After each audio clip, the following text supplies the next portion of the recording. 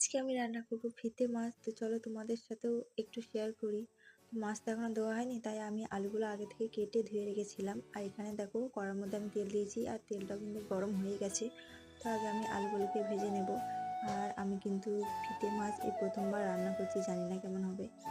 তো অন্যান্য মাছ যেভাবে রান্না করে আমি ঠিক সেভাবেই রান্না করব। আর এখানে দেখো মা মাছগুলো ধুয়ে নিচ্ছে ভালো করে। আর এখানে দেখো ধোয়া হয়ে গেছে। আর এগুলোতে আমি নুন হলুদ মাখিয়ে নেব। আর এখানে আমার নুন হলুদ মাখানো হয়ে গেছে। তো আলুগুলোও আমার প্রায় ভাজা হয়ে গেছে। তো এখন আলুগুলোকে আমি তুলে নিয়েছি। আর দেখো এখানে আমি মাছগুলো একটা একটা করে ভেজে নিচ্ছি। আর আমার এখানে সব মাছগুলো ভাজা হয়ে গেছে।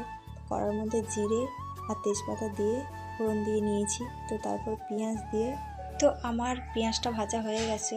তো এর মধ্যে আমি লঙ্কা বাটা, আদা বাটা, জিরে বাটা আর রসুন বাটা দিয়ে আর কয়েকটা কাঁচা লঙ্কা দিয়ে আমি ভালো করে মশলাটা কষিয়ে নিয়েছি।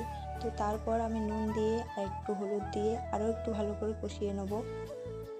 আর একটু ভালো করে কষিয়ে নিয়ে এর মধ্যে ভেজে রাখা আলুগুলো আমি দিয়ে দিয়েছি।